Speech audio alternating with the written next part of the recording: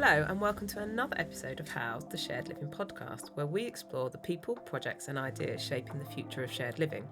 I'm Deenie Lee from the Property Marketing Strategists. And I'm Sarah Canning from the Property Marketing Strategists. And I'm afraid we're without Dan today. He couldn't join us. But we are recording from Bristol to talk about one of the UK's most ambitious regeneration projects, Brabazon. Built on the former Filton airfield, once home to Concorde, this 400-acre site is becoming an entirely new neighbourhood. It's a development on a remarkable scale, and we visited yesterday, and it was amazing to see what is happening, and I can attest it is a remarkable scale.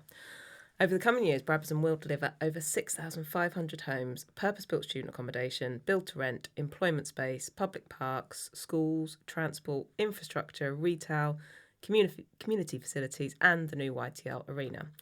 It is effectively an entire new piece of city, and I think I was saying yesterday that I think I saw my first ever new station in this country, which I haven't seen for a very long time, so it is amazing what is happening there. But today's conversation isn't just going to be about the buildings, it's going to be about much bigger. We'll be discussing, can you deliberately create community? Can a masterplanned neighbourhood feel authentic? And could Brabazon become a blueprint for the next generation of British new towns? So to help us answer those questions, we're delighted to welcome John McDiarmid and Seb Loyn. Jonathan, Seb, thank you for joining us. And can you tell us a little bit about yourselves and your roles within Brabazon? So my name is Seb Loyn. I am Planning Development Director at YTL, so I've been working on the site for about 10 years, which makes me feel really old. But I have to say the progress over the last sort of 3 or 4 has just sort of accelerated, which obviously you saw yesterday. So my role effectively covers the sort of land aspects of the site, any sort of tidying up of land acquisition and things like that, taking any of the schemes that we decide to bring forward through planning, and then on the office side, securing office tenants, which is a new string to my bow, and is, a new dimension to property development that I've never had to sort of consider before. So that's been quite exciting for me personally.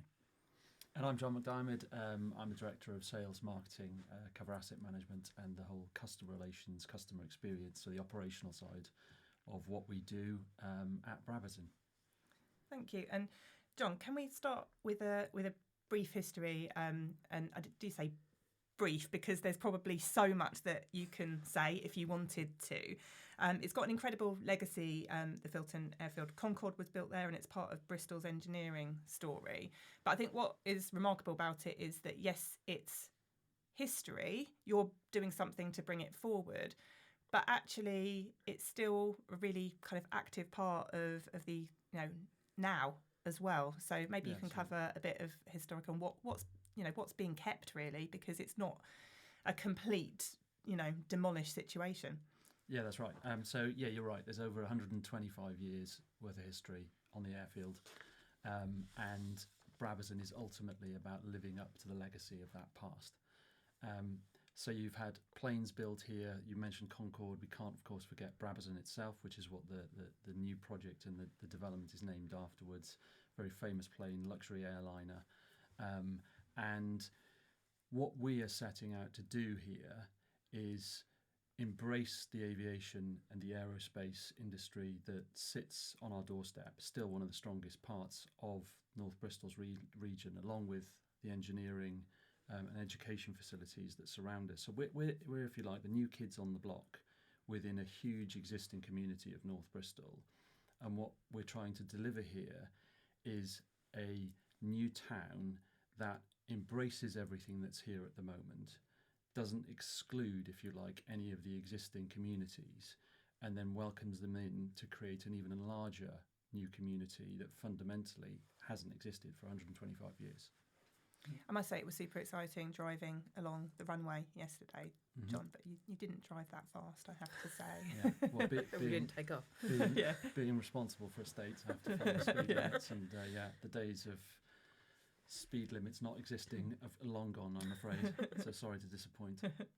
I suppose just picking up on that point around the existing communities, though, I mean, as someone who lived on Brabazon for a while as well, it's really apparent that you've got all these ingredients that create effectively a city centre, but the airfield has been this thing that's either separated those communities because it's 3.5 kilometres long, never been able to get into it, And as a result of that, in some ways, North Bristol has never really had a centre. And it was really apparent to our shareholders when they bought the site 10 years ago, and they had a very, very vanilla, suburban detached, semi-detached scheme, didn't want to do any employment, didn't want to do any retail, didn't want to do all the things that you'd expect to find in the city centre.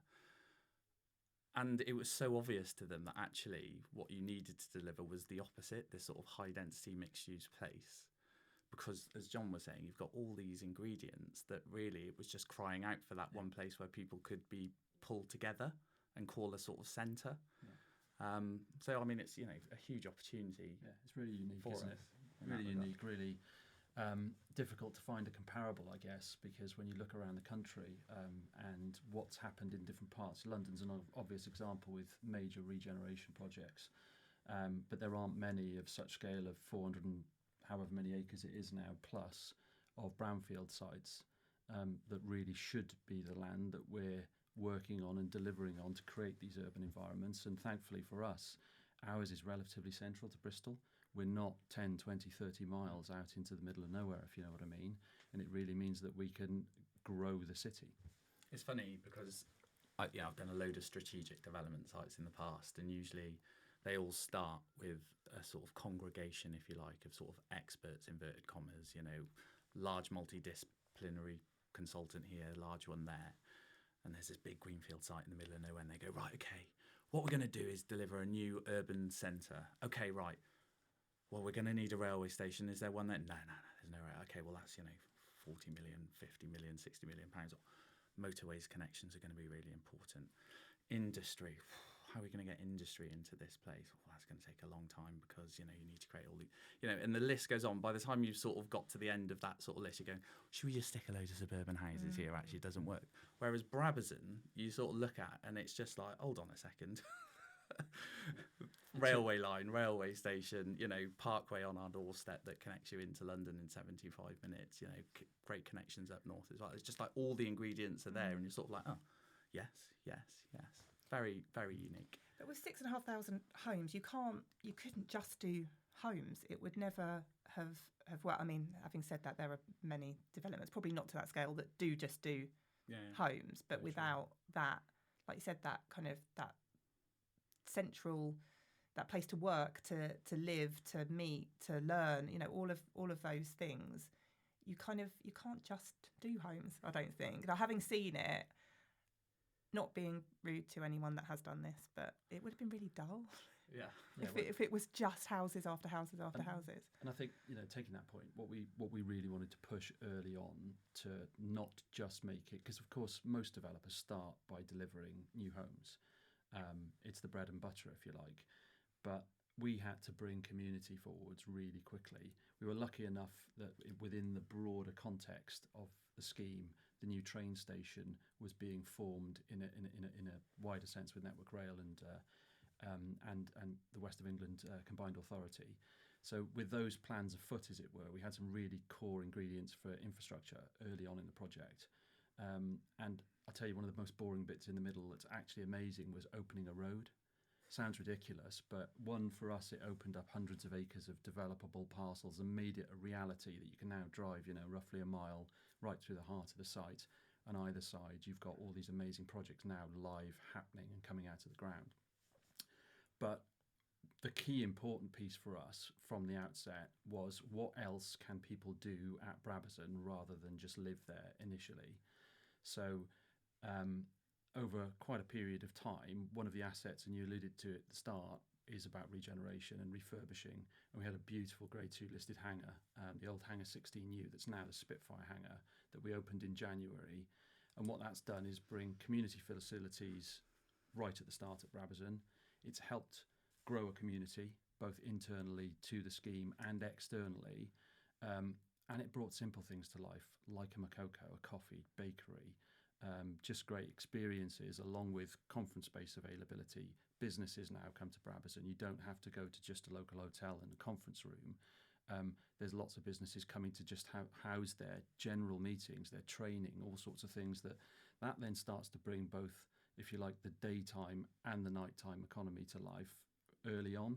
As we build and we take some risk in delivering our first offices, with businesses being here from the outset and just having something to do at Brabazon, even if that's just to hold a meeting, they can start to see the opportunity that's coming to life. And then to top that up, we start building meanwhile use facilities, so paddle, pickleball, sport, bring leisure, bring food, bring beverage. So all those things are happening as we speak now, and in the main we'll start to open facilities in 2026 before Christmas, and people will just have so much more to do here. And that was a real focus for us, I think, from day one to get right. Otherwise, it could have become stale quite quickly. And I think that's obvious, having visited yesterday. And I think it's very rare that actually developers take that focus of saying, actually, let's start with community and build out from there. Often it's, let's build the houses and then the community will come after. And I think going there yesterday, going to that hangar, which is amazing, amazing redevelopment, it feels like it's been there for years and years and years and years, because it's a vibrant centre of the community. And everyone is using it for all those reasons that you just said, John. I just think it's what you set out to achieve, bearing in mind you're still really early in this project and there's still a lot to do. You've already achieved that, and looking at what you are developing and what's coming next is, like you say, there's so much more even still to come, that it's going to be a fantastic community. And I think you get that sense the minute you arrive there. It's funny, we consciously, despite the fact that we've got 400 acres, there's effectively 4 access points onto the site, which isn't very much. So our first phase is off one of those access points, and we decided deliberately to name that first phase as a first impression place.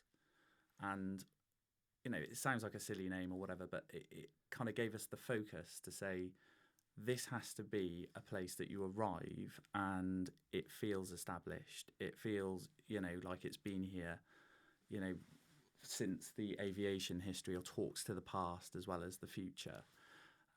So massive investment in the landscaping, stock bricks, what are streets for? We decided streets are for people, not for cars. That also feeds into that whole narrative of a higher density place to live. And going back to what you were saying, and I'm going to correct you actually, we got 6,500 homes consented, but it will be 10,000 plus because we're part of that New Towns programme. Minimum is 10,000. But as you say, you don't start getting to those scales really beyond 3,500 homes on that site. It has to be all the other things that sit behind 10,000 homes, because that's what allows us to sell 10,000 homes, is the shops, the bakeries, all those other things. And when did the first people move into the residential? 2021 was springtime, I think it was, of 2021. It was quite a risk. We started to build and started to build before COVID, way back when. And then we launched the site during COVID. And I think we were, truth be told, we were lucky. You take a gamble, don't you? Because people are only just coming back out of their homes at that point in time. And it was like January, February 2020, I think. And it just took off very quickly, and we got a really good initial response because it was different, because it wasn't traditional housing, if you like, that you'd see in various other parts of the country. We took some risk with just building something unique, higher floor to ceiling heights, making people feel like they've got more space within their home, having dedicated places to work, giving them a specification that is as standard, something that's really quite aspiring, so you want to be there. And that did pay off for us in those early years. And it took some time, and we made some mistakes, and we will continue to make mistakes, no doubt.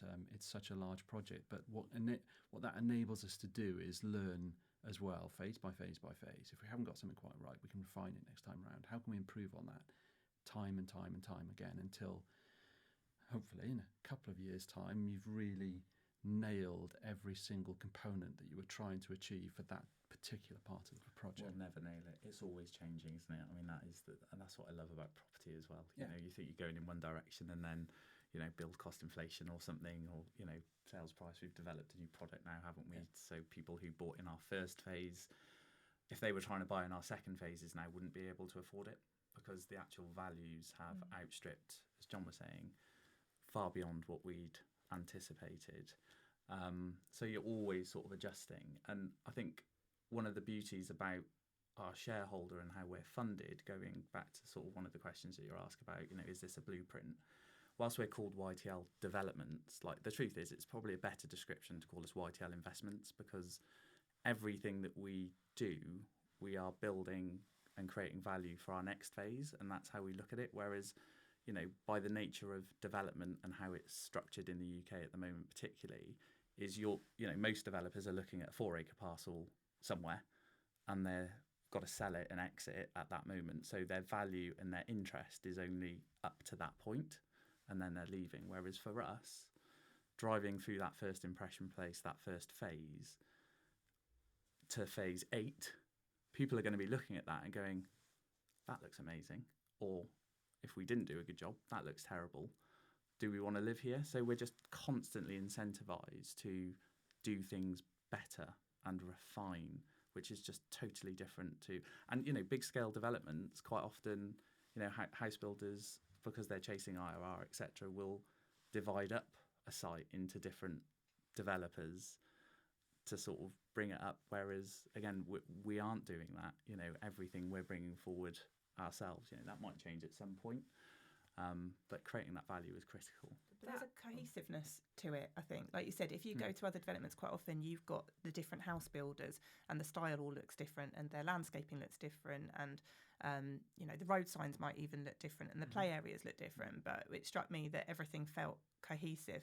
I kept talking about the landscaping because it felt really established, but, you know, obviously that wasn't the case potentially 4 or 5 years ago. But the houses, the roads, you know, the parks, everything has kind of grown into to what it's become. And there's some really unusual things, like the kind of under building sort of garages. You know, the cars are there, but they're hidden. They're not on the streets. And, you know, there was a little area that we went to that was completely landscaped, that you could imagine kids playing out as well. And do you think it makes a difference that you have kind of stewardship over the whole thing? Definitely. You know, and from a branding point of view, you know, there's Brabazon everywhere.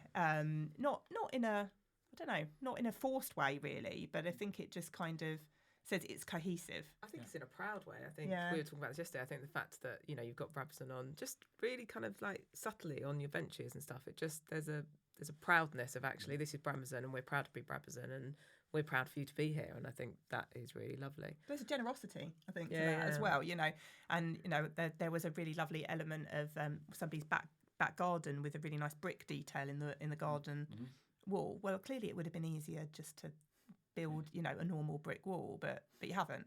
You know, you said about the heights of the ceilings in the homes to buy. You know, that's something I've not seen anywhere else. You didn't have to do that. I was going to say, actually, I think we should reference the fact that when you say that the ceiling heights are a bit higher, they aren't just slightly higher. Yeah. You know, it is, and it makes a massive difference. And I think that goes to stay in the PBSA that you've built as well. Like you instantly get in, then you go, it's different because you've got the ceiling height, you've got that element of space, that feel of space that you don't often get in buildings nowadays. And I think what you were saying, Seb, about kind of that learning process, that was music to my ears, because I think we don't hear that very often. We hear, actually, the market sells this, the spreadsheet says this, we're going to build this because that's what we're told to build, and we don't need to learn because we've already learned. And actually this idea that you're continually learning and developing and bettering and making is what building should be about. And it so very rarely is, I find. And we get this sort of upward, downward pressure from above, from Kuala Lumpur, KL. So I'll share, like, we're a family, if you like, run business in many ways. So they look at it from an international lens. So like the double height spaces, for example, you're absolutely right. You know, you just wouldn't sort of expect someone who's building at scale to be delivering those sorts of spaces. And the truth is, we probably wouldn't have defaulted to that. But our Malaysian shareholders, where the market is totally different over there, you know, houses are much bigger, they don't have the same pressures, live in these spaces and say, but the value that they bring, the light that it, you know, floods into the home. And they're willing, and again, because they don't have to go to a bank and say, you know, dear bank, I've got this wacky idea, it's this double height space and I'm going to build the houses a little bit bigger than the guys over the road because we think actually there really is a market. They can just go, that's what I want to do, guys.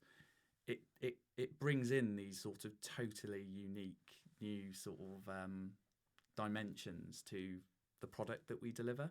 which is probably why it does feel so different to a lot of the other things. So they don't have this Malaysian sort of hand of God almost coming over and sort of moving some of these things for us as well. It's challenging you, isn't it, to do something different. I mean, I bought a new build house 15 years ago that I lived in for maybe 3 years, and I guarantee you that house type is still being sold today with no modifications whatsoever, despite the fact that residents have changed, customers have changed, lifestyles have changed, a lot. Therefore, homes should as well. On the subject of homes, what makes Brabazon particularly interesting is the mix of living sectors, in one neighbourhood. And we discussed this a lot on the podcast, and we don't know why we don't see more of it. But as we saw on the tour yesterday, you've got PBSA, you're going to have build to rent, build to sell. They've obviously been viewed separately for most developers. I guess what is the thought process behind that kind of mixed tenure development? Why are we not seeing it elsewhere? Really, is it as easy as you made it seem? I think no is the absolute truth in most places, but because we've got the land to do it, it enables us to bring different sectors forwards at any one time. And part of that is about risk. As we know, the market shifts, moves. One day PBSA is the flavour of the month. The next it's open market homes, then more affordable. So you've got these constant pressures, haven't you? Build to rent coming to fruition, co-living. What we can do, and it helps us to, frankly, diminish some risk, is bring some of those sectors forwards at the same time, at the right quantum. And that enables us, I think, to grow the community quicker. And it also means that something that we're really passionate about is having this sort of, life cycle community. So you've got families with young kids, you've got your students who will form a key part of the growth opportunities and jobs going forwards into your professionals. We're surrounded by industry, an industry that's really sought after. So that enables us to bring lots of different residential products forwards. One, to make sure that people can afford various products, because some people choose to rent and they wouldn't buy a home. Others want something really high end. Others want to buy their first flat. So we have to be able to provide everything there. And we might not do that all at once, but it does mean that we can overlap those different strategies. And it helps us as a developer, I think, to keep being nimble and keep moving forwards, even through challenging times in the market.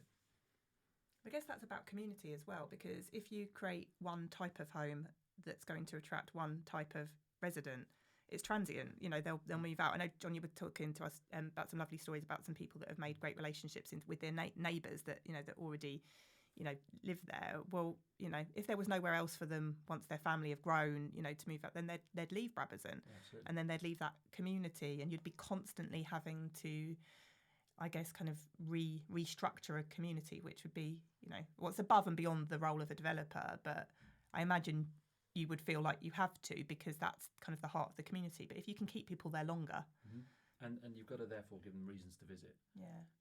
Whilst you can build different home types and different sectors or asset classes, you've also got to give them plenty of reasons to visit and keep coming back. And I think that's one of the key buying decision-making points, is that the people, that they buy into if you like, that ambitious vision that we've got. And year on year, we layer that with different opportunity, more amenity, more spaces, green spaces, parks, ponds, lakes, shops, cafes, bars, restaurants, and then the arena. That'll continue for 20 years. So you'll always see something new coming to Brabazon, and then something changing as well. Within 10 years' time, no doubt, certain things that are here today might have moved on and might change.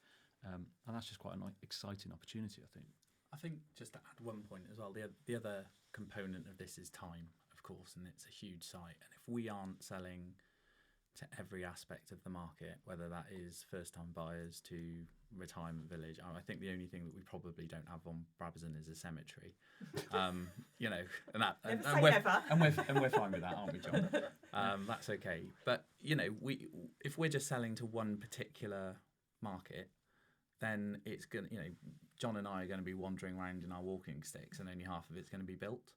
So we also, and our shareholder is very clear, that we need to make this place quickly.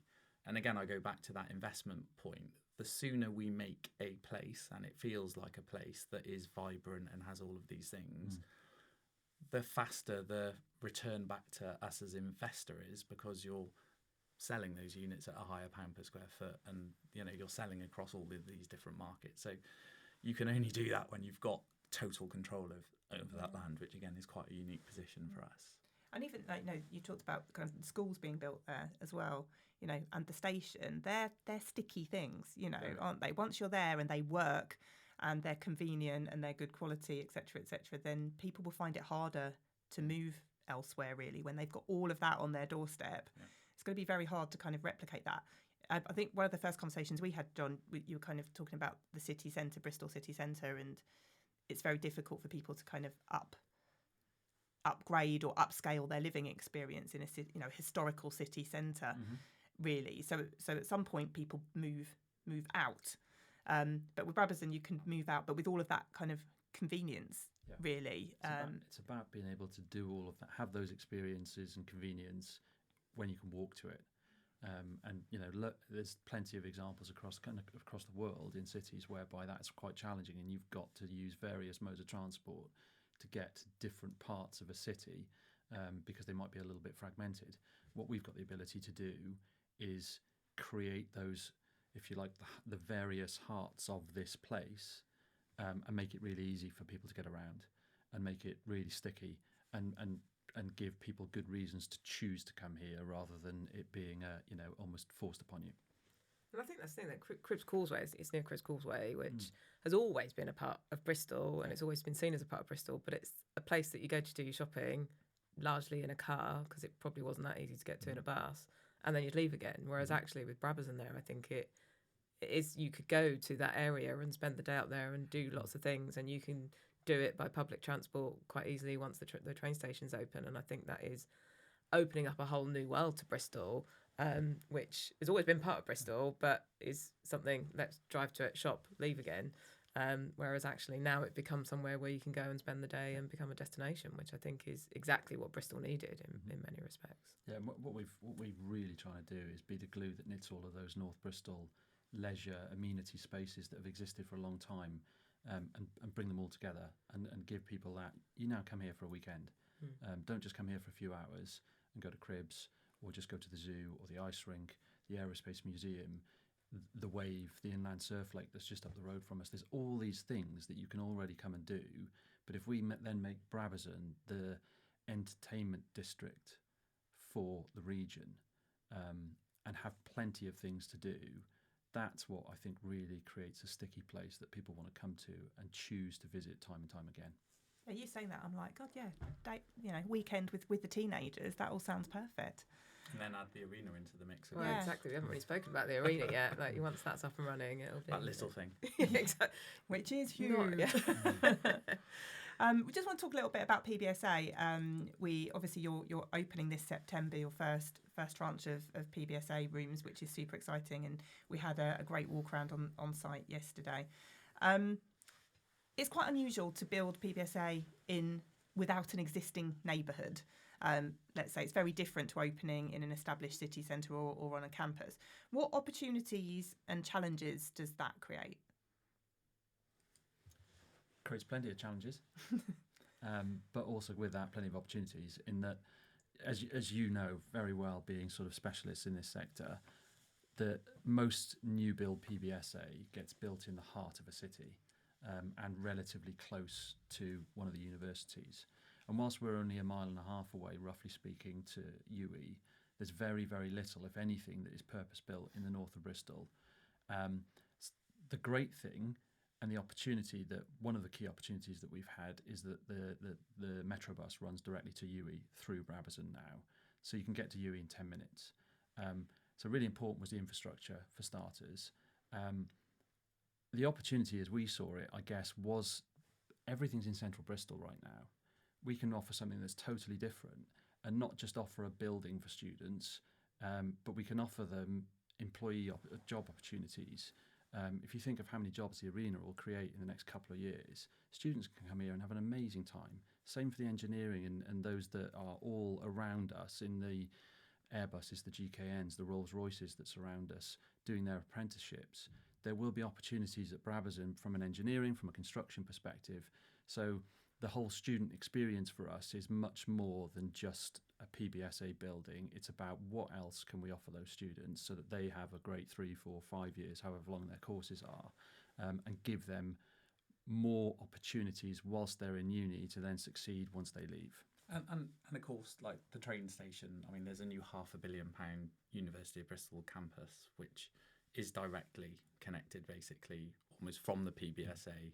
You fall out of bed, you're into that brand new campus, which is basically attached to Templemead Station. So that's a like 15-20 minute train journey. So whilst it's sort of geographically, you might say it's detached, it kind of isn't. And, going back to what John was saying about the history of sort of cities and how they develop, if you're based in Clifton and your campus is at that new £500 million campus, it will definitely take you longer to get there than it will from Brabazon. Mm-hmm.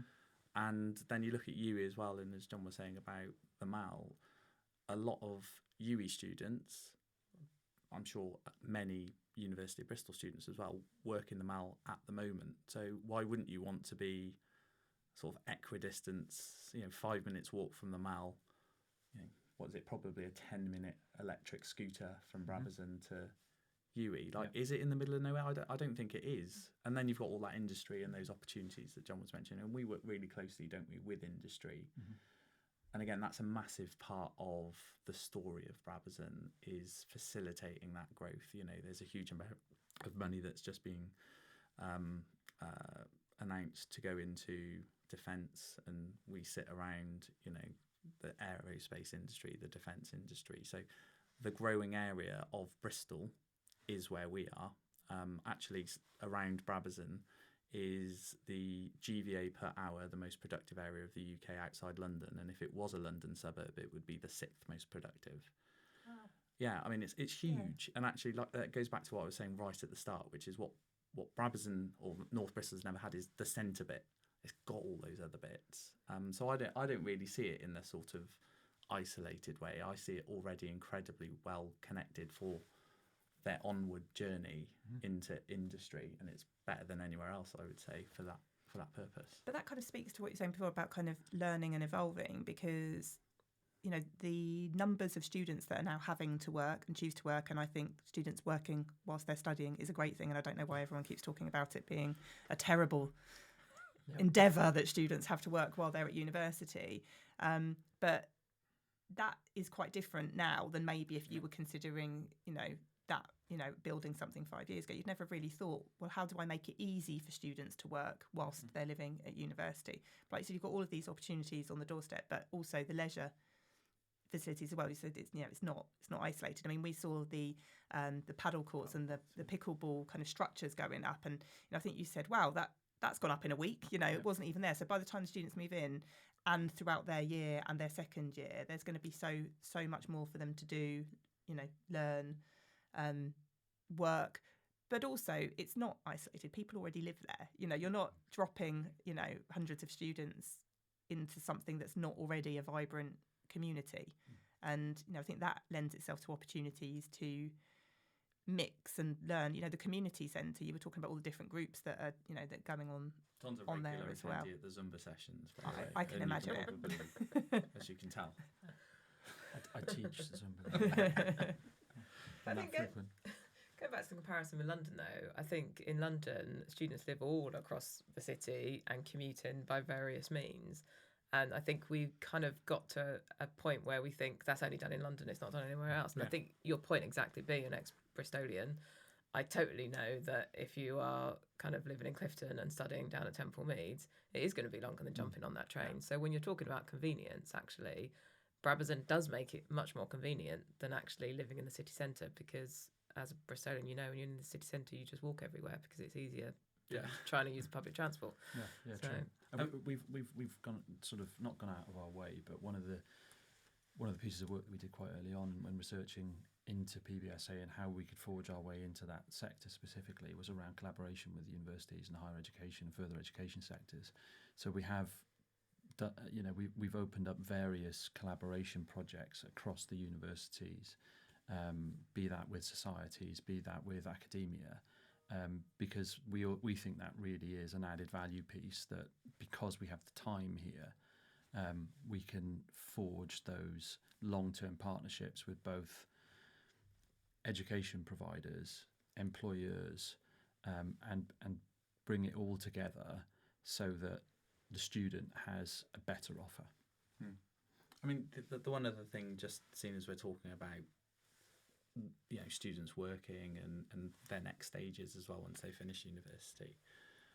Again, the benefit we have with Brabazon and sort of linking it back to our commercial endeavours with our 2 offices being built at the moment, we're speaking with a potentially major occupier, and one of their biggest challenges is attracting the next generation of talent.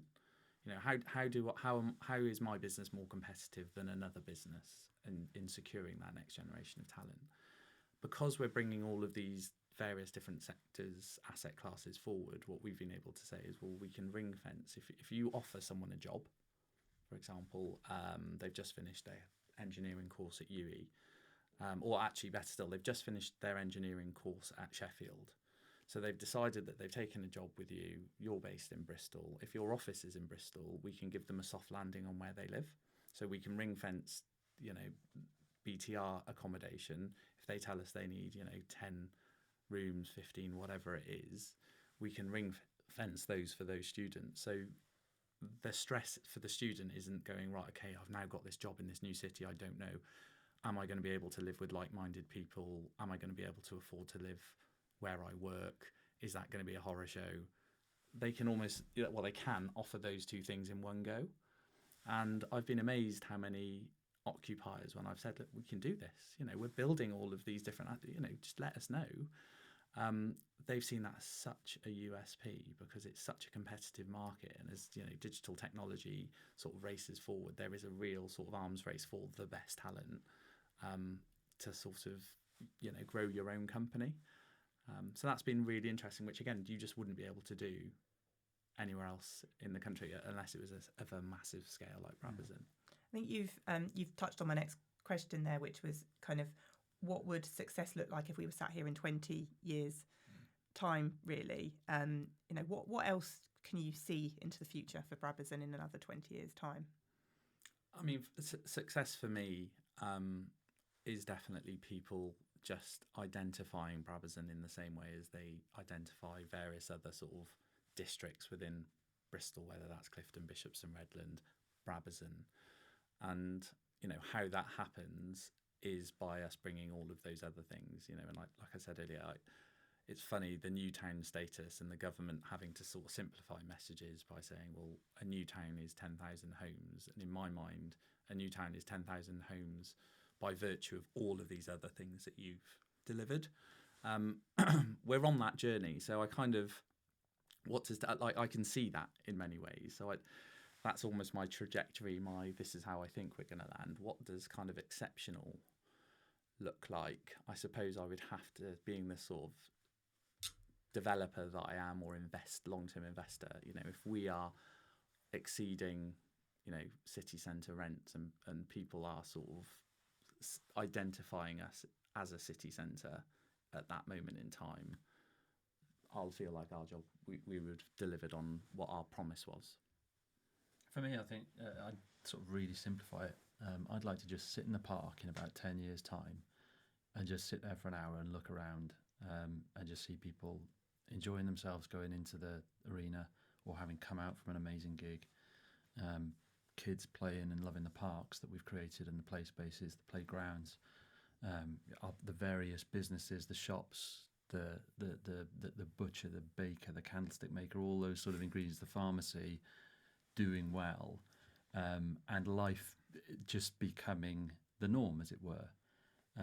So yeah, I guess we've got an early story now, and it'd be great if in 10 or 15 years' time we've been able to capture lots of those different stories that have happened over that duration of time, and documented them almost, to see that it's not about a part of what we've done and we've delivered has then had an impact on people's lives that are in a positive way, that are then living or visiting or working there. It is true, isn't it? That I don't know if this, but there are two. I see there are 2 types of people that get into property. There are people that see property as a vehicle for making money, And then there are people who get into property because of the legacy that property has, and exactly as you just described. And I think people who tend to work for us as a business are the people that are working for YTL and Brabazon because of that vision, because of that real desire to make people's lives better. Mm-hmm. That is a driving force. And then it's almost, and our shareholders' view is that, and then the other stuff happens naturally. Do you know what I mean? The rest comes. And it's interesting sort of being guided by that philosophy rather than a sort of, margin or an IRR or, like you were saying right at the start, everything's just getting squeezed to sort of get an appraisal to work rather than looking beyond.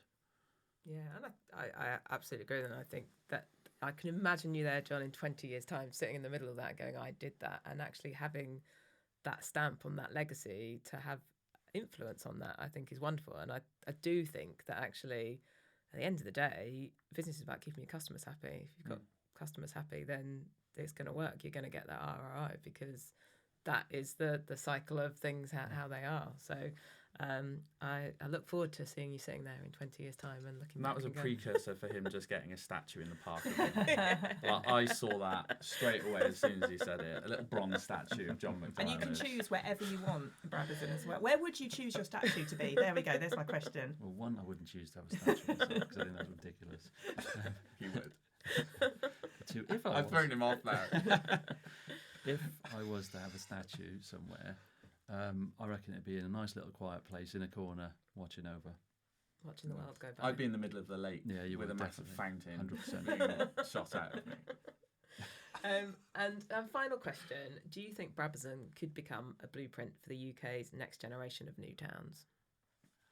I mean, I think we are very unusual with the sort of, as I keep saying, our sort of shareholders' benevolence around the vision and how they're going to do that, and very deep financial pockets, which means you don't have to be going back to bank. So I think from a sort of design delivery, what looks good, I would hope that would be true. I think we're going to have to change the way that we structure and fund infrastructure, and I don't just mean hard infrastructure, I mean the soft infrastructure, in a way that will facilitate other PLCs who are motivated in different ways to deliver those sorts of things.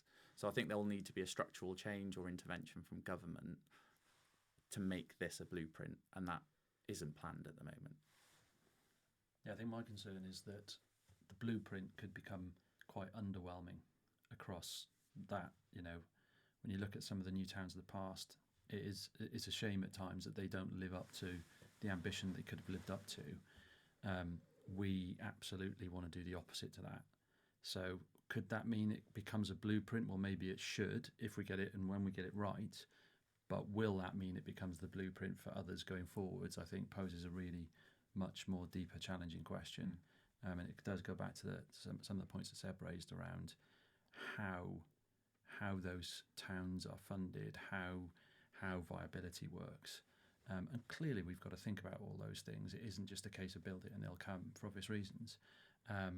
But I think we might still remain quite unique. And there's a few other really good examples of that in the UK that, we'll quite unashamedly say we'll steal some of those great ideas and reuse them. So I think from a Brabazon perspective, we really have got a unique opportunity. And linking that back into the blueprint piece, I'd struggle to see if it actually became a blueprint in the UK because of all the other challenges that some of those other new towns will face. And I think you're right in that everything should be about its own place and its own needs and its own requirements. So therefore having a blueprint for anything is kind of like, well, you can't just pick something up and put it somewhere else because it's got to be created organically. But thank you, Jonathan and Seb, for joining us. It was wonderful to have you here and talk us through it. If you are ever in Bristol, I do urge you to go up and see what's happening at Brabazon because we had an amazing day yesterday on a tour, and I think it's a wonderful day out and you can see all the wonderful things that's happening. So I urge all our listeners to go and do that. But it's been really fascinating to hear about how Brabazon is thinking not just about buildings, but about creating that entirely new place and a new part of Bristol City. And I guess what struck us is that its successful places aren't just designed, they're nurtured. And I think speaking to you both, you get a sense of that actually that is an ethos that runs throughout YTL, and actually this is our little baby and we want to create something that everyone can enjoy and grow and develop. And I think that comes across by talking to you and by visiting. So massive well done for that. And it kind of shows that community, infrastructure and stewardship all matter just as much as actually the architecture of what we're building. If you've enjoyed today's conversation, don't forget to subscribe to House, the Shared Living podcast, wherever you listen to podcasts. And we'll be back next week with a special episode focusing on co-living with Bart Sassim from Co-Living Ventures. Thanks for listening.